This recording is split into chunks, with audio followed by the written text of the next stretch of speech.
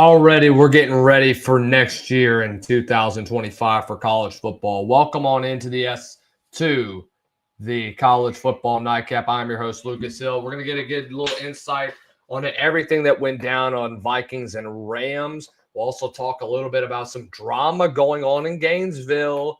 We also got a good look for college football for 2025. We'll give our thoughts on that. We'll react to FanDuel's predictions and their best bets for who should be in the college football playoff and who could be the national champion for 2026. But before we begin, everybody do us a favor, wherever you're watching. If you're watching on X, make sure that you are liking and you are retweeting, share it to your friends, share it to your groups, wherever you are. Make sure that you continue to support everybody us here at the College Football Nightcap. If you're watching on Instagram, make sure that you leave a comment down below and make sure that you leave a follow at Lucas_Hill17. If you're watching on YouTube, hit that like button, share the video with your friends, as well as hit that subscribe button so that you don't miss anything more from us here at the College Football Nightcap. Let's do an early recap of the SEC, first of all, before we get into anything else here on the channel. Look, this was a really interesting SEC season. And as somebody that was around the SEC, it hurts me to say this, the SEC was severely overrated this year. I mean, just being straight up with you, the SEC could not have had a worse start and a worse beginning to where they were.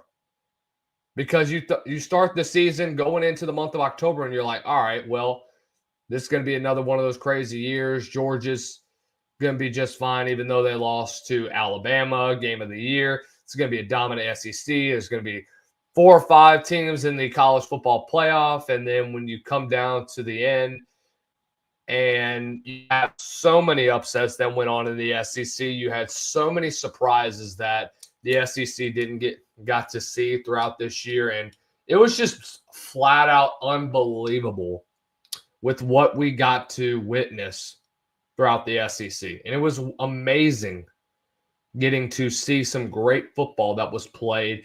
But at the same time, you knew that with how NIL has played out, with how the transfer portal has been, and with everything in between, you knew eventually that it was going to turn into a weird sit. It was going to get a little weird.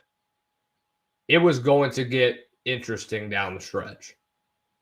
You know, and it kind of confused me as to how the SEC managed to go from this powerhouse into now literally the Big 10 and the Big 12, and hell, even a little bit of the ACC looked more dominant at times during the season. I mean, that's just the reality of what it was throughout this year. And it was crazy to see how tight it was throughout the SEC. It was the first time that every SEC team finished with 3 or more losses since I think 2014. That's saying something. It's the first. I think that actually that's the first time they finished with 2 or more losses ever since 2014. It's the first time they finished with 3 or more losses. It's been a while.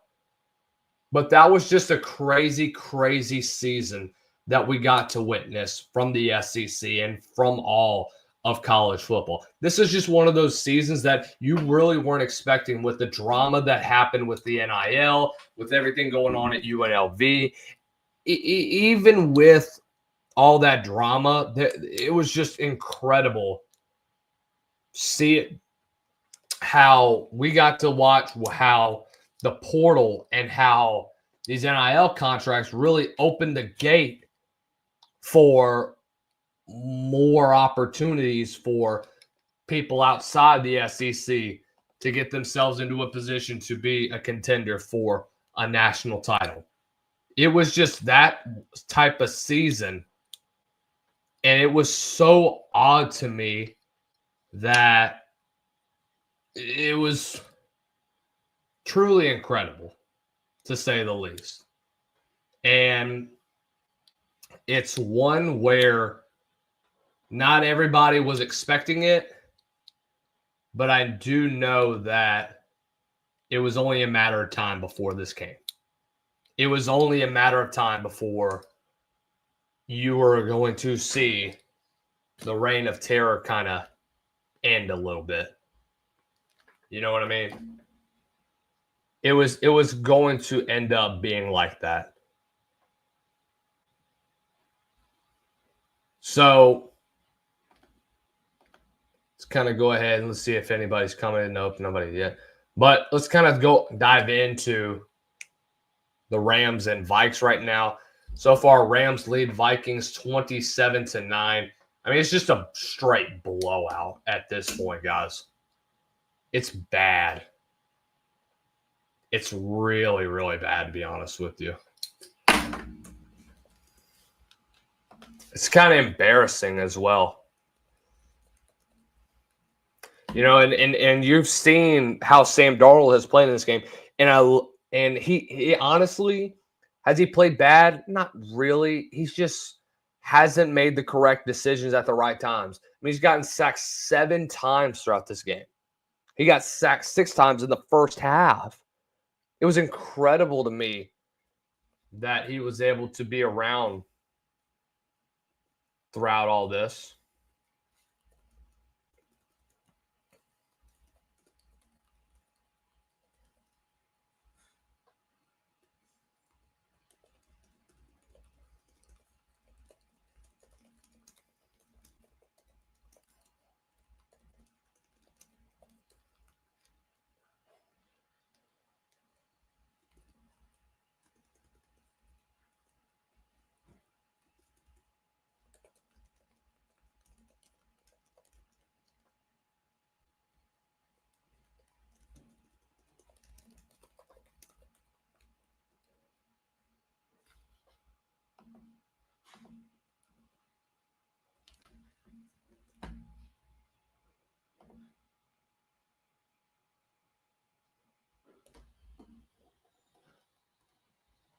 All right.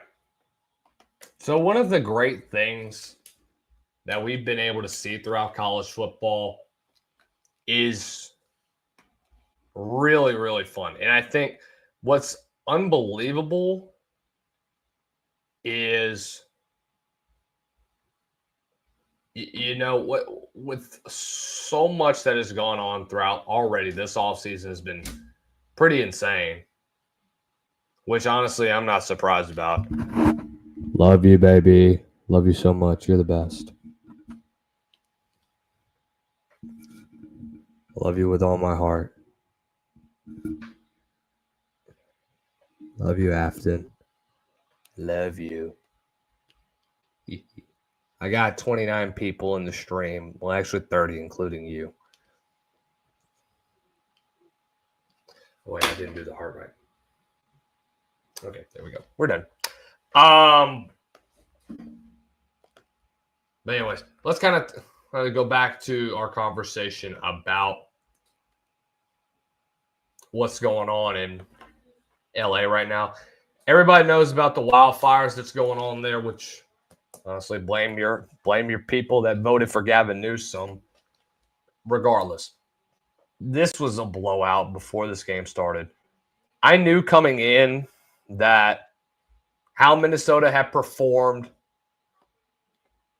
in those 3 losses against LA and against Detroit.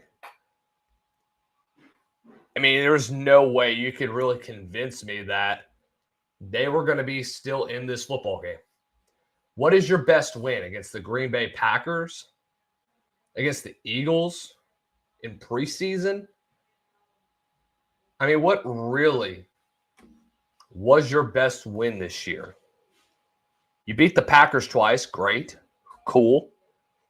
Beat the Colts. Cool. You had arguably the easiest schedule in the NFL at this point. You had a schedule that was so unbelievably easy that You couldn't. The freaking Jets could roll through this thing and make the playoffs.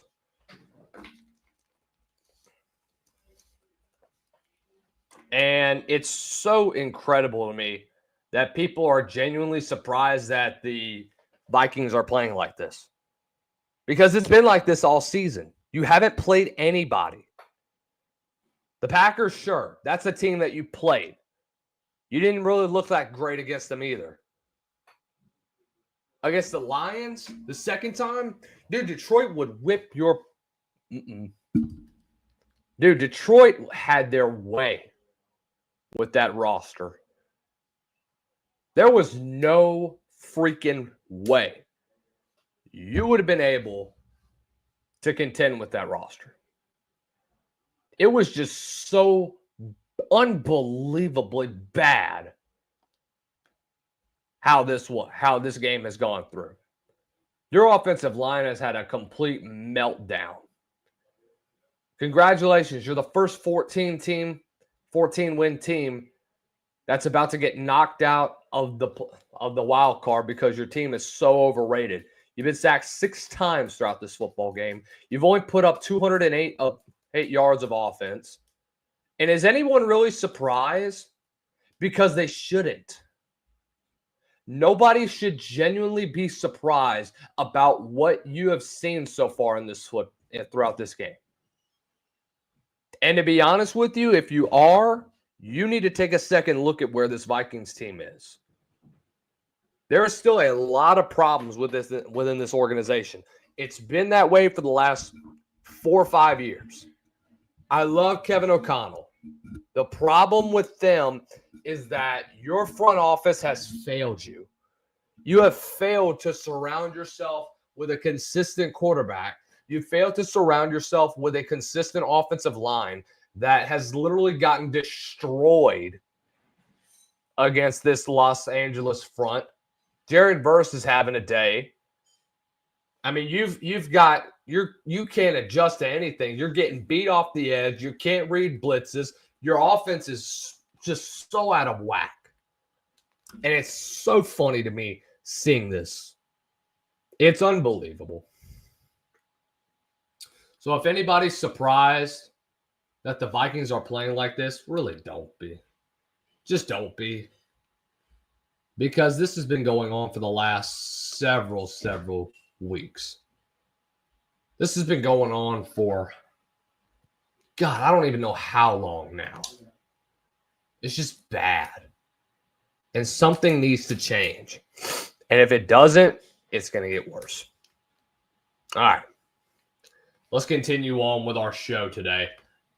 So our good friends over at the Voice of College Football just wrapped up their show.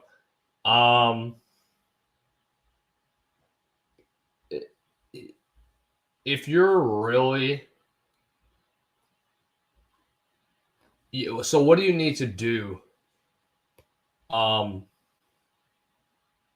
when it comes to the offseason for Minnesota? Well, you need to get a solid offensive line, especially at the guard and tackle position. You've been just getting hammered, dude. Defensively, the secondary is kind of getting old, bro. Harrison Smith doesn't have long. I mean, you're going to lose a cornerstone at safety, and it absolutely sucks. Because he's going to retire at the end of this year, which is all likelihood going to happen after this game. He's 35 years old. He just doesn't have anything left. And look, I mean no disrespect towards Harrison Smith. He's going to go down as one of the most underrated cornerbacks or safeties in the nation. The fact is that he's just not the same. He's had a great final season. 3 picks this year.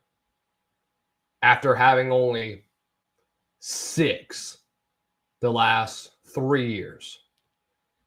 The guy's had a tremendous season. And the guy can flat out play football. The problem is that he just doesn't have any more juice in the tank. It is what it is, honestly. All right, guys. So we finally know. So if you guys haven't heard, so Sydney Thomas, y'all know her from the situation that's going on with somebody hitting her DMs and her Jake Paul fight. It went viral for it. Well, some SEC head coach went in her DMs and said, "Roll Tide." Guess who that would be? Well, might be Lane Kiffin. Hell, it might even be Nick Saban. Game recognizes game. Said an SEC coach slid into DMs. Face is low-key botched, but the front porch is insane. Oh, gosh. Well, now we know. Well, this is what Lane had to say about it. We have the answer at RTR, at Alabama football. This is why I love Lane Kiffin, and that's why I think that he is one of the best ever. I love Lane. Lane is hilarious.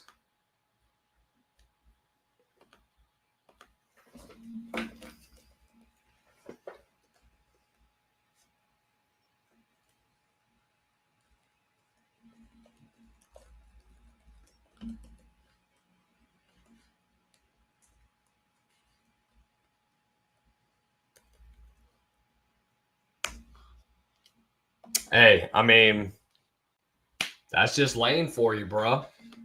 Lane is such an unbelievable guy. And he's so funny. But is it anybody's surprise? No. Anyways, guys, let's kind of go ahead and continue to talk about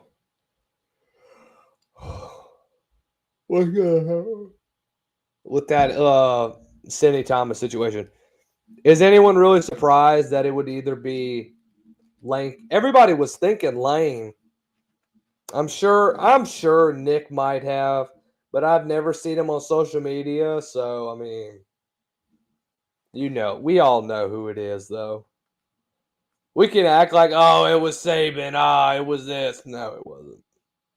No, it wasn't. I can promise you now, that was not. It really was. Look, we can say that it was, but we all know what happened. All right, I'm gonna take a quick break. We'll see you right back on the College Football Nightcap.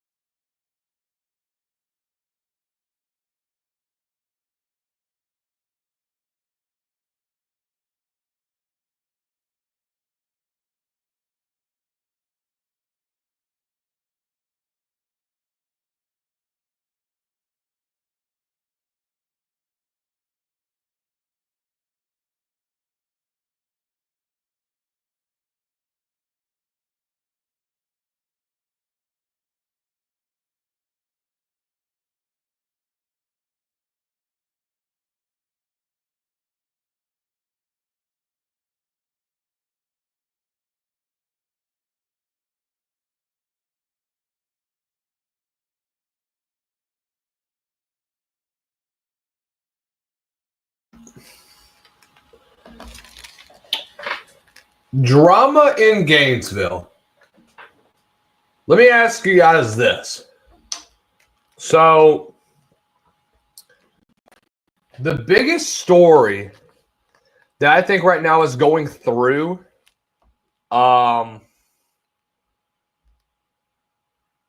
with Florida so far in the portal is the situation that's going on with Deshaun Purdy. So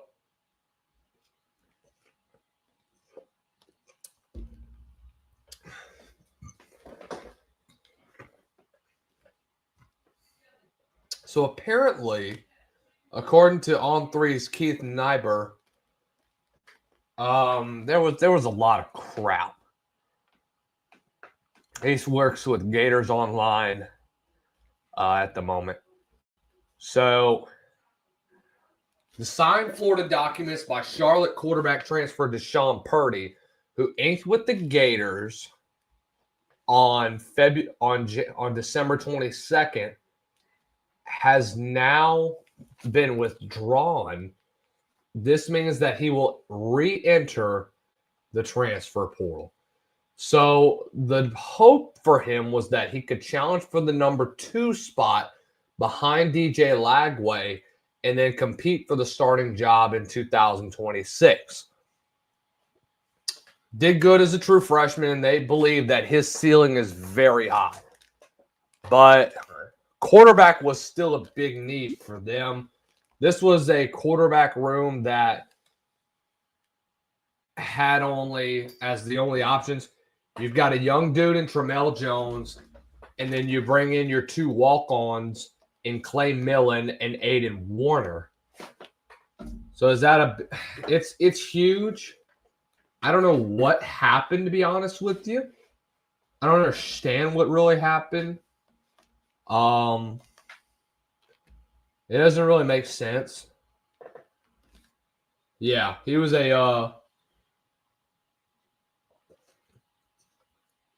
he was at Colorado State for a couple years. Then ended up making that transfer out to there. I don't know if he's on scholarship or if he is a walk-on. I'm still kind of thinking about it. But nah, man, it was weird. I don't know why that happened. So this is what he liked. What happened?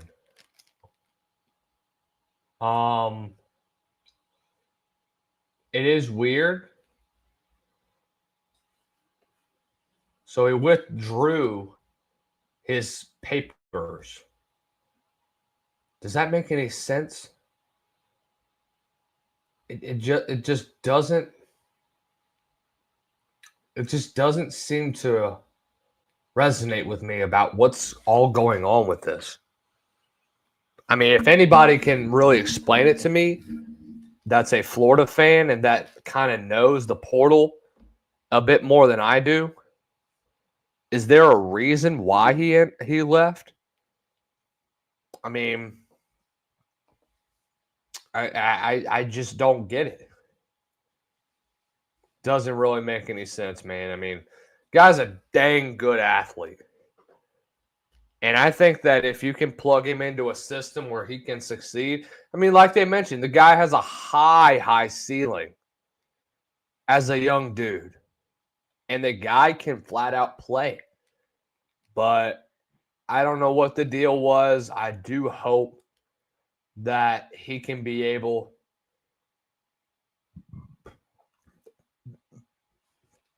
to get himself back into an FBS school. I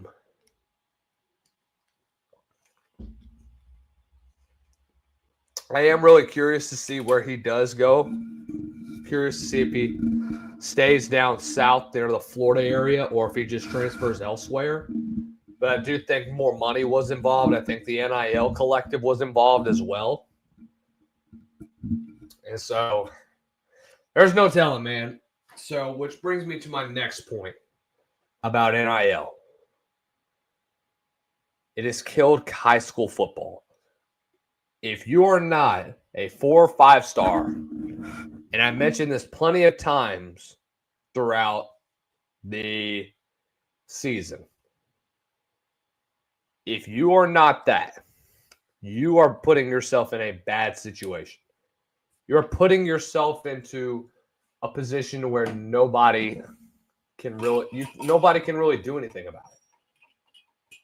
You're just stuck there. You're stuck right in the smack dab in the middle between being another average Joe that's just going through the motions, that's just there, that is not really going to get recruited out of high school unless your name is on three's top recruits, or unless you just go to these pay to try and get looked camps that these different colleges put on. Which, by the way, they never end up evaluating you. That makes 0 sense to me. It's almost despicable with what college football has become and how they're using this. And look, you'll get hundreds and hundreds of kids that will pay that money to go to these camps. And it still doesn't make sense to me. Just knowing the amount of time and effort and money that they spent to potentially be put in this position. And then you basically take it away from them because you want to get a dude that doesn't have the same drive as that other kid. And even if they do give them a walk-on, it's only going to be a certain amount of walk-ons that they allow that are, like myself, on that specific FBS roster. And if we're being real, guys, it's not going to end well. It is not going to be all fun and dandy when we get to the point in college football where next year starts the 105 scholarship players that the NCAA is allowing. And the walk-on's going to basically be eliminated. You know what they're using now for walk-ons? They're using dudes they get in the portal, and if they don't have any room for their scholarships, we'll just have NIL money paid for you. Does it make sense at all? No, it does not. It makes no sense whatsoever to me that we're allowing for this to happen. It makes no sense to me that everything that is going on right now in college football like this is going to be allowed to happen. When 5 years ago, it wouldn't have been crossed anybody's mind that this would have happened. NIL is no longer what NIL was intended to be. It was supposed to be for a pay to play. It was supposed to be to have your name on the back of your jersey and to have it was supposed to make you the man at college football. It was to make you feel powerful. Oh, finally, I'm getting paid to do something I'd like to do. Now it's a pay for play.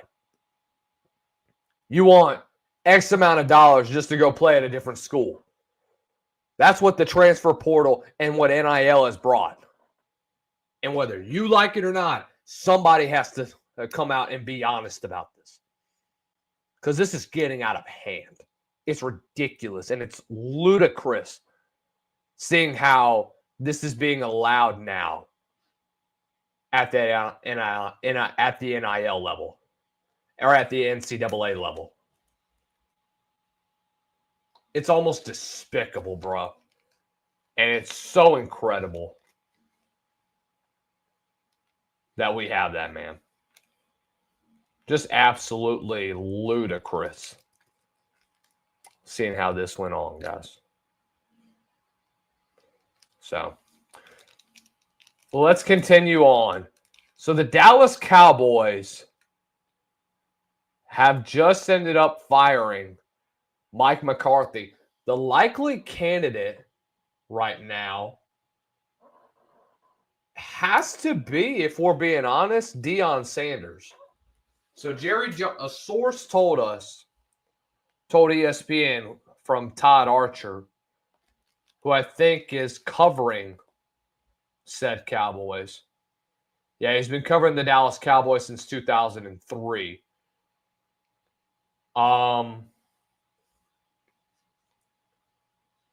one name is already known. So Jerry Jones and Deion spoke Monday, and while an interview has not been scheduled, the two are expected to continue their dialogue. They first reported the conversation between the two sides.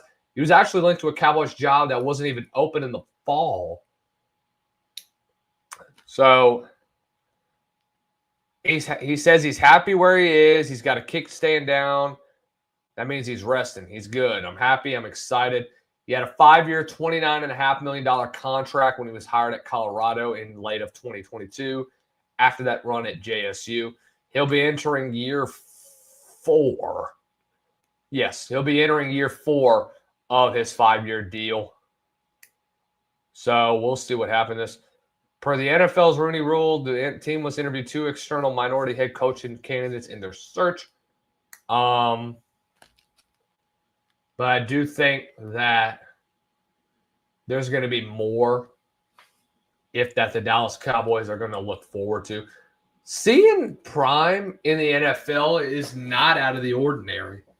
It's definitely a possibility considering what he's done just to really evolutionize where college football is at right now. I mean, you put Colorado on a different level at the media stage. And in the way that he carries himself and the way that this team has been able to really get going has been incredible.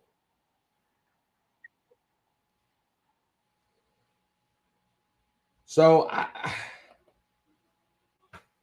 not really sure what to really expect in the upcoming years. I do hope that he gets an opportunity to continue on with the Colorado and help develop a guy like, what's his name? That's the new one, Julian Sayin.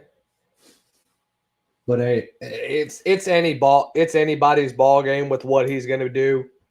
We'll just have to see what we expect from him. So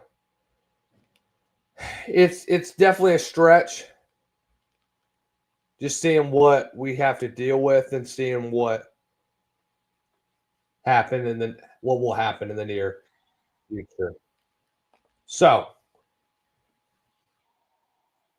with that being said, let's continue on. Here's what I'm excited about, guys, is the Senior Bowl in a couple weeks. And like we mentioned already, we are going to be heading our way to the Senior Bowl. We're going to be covering everything from practice, from the upcoming guys that could potentially rise their draft stock. Really, really ecstatic to get started and to really, really dive deep into just getting into a groove and getting ourselves back into a sense of normalcy when it comes to, excuse me, really excited with what we get to witness at the Senior Bowl. One guy that I'm definitely intrigued to see probably has to be the running back room. I'm really, really intrigued to see a guy like Jarquez Hunter from the SEC. See what he can do. Like, I had him as my number 1 back going into the season in the SEC. And look, he had a great year. It should be noted the guy had over 1,000 yards, averaged 6 yards a carry, was a first team all SEC, did it all with his ability to have these breakaway games and be able to develop as an elite running back despite being only 5'10". Guy's an unbelievable talent as a receiver. And so one thing that nobody really expected was the opportunity that was how Notre Dame really attacked this Penn State defense. And what they did was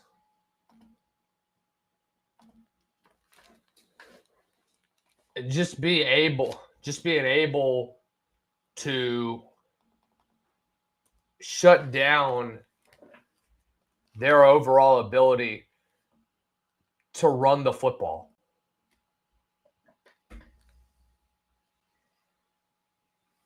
Ooh. I got a lot of stuff I just saw. So, by the way, guys, tomorrow, check us out on the SEC Unfiltered channel. Or not the SEC Unfiltered channel, but the Texas Sports Unfiltered. You know, wouldn't hurt. Make sure you guys are following us.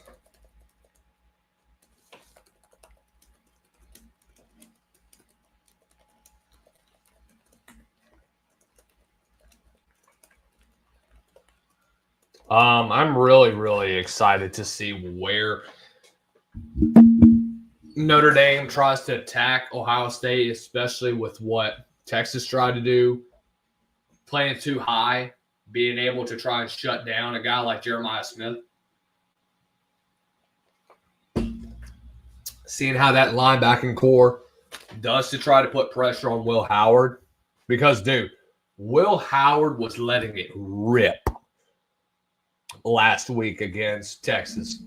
I mean, he just felt so confident in the pocket. It was like nothing could really phase him at that moment in time.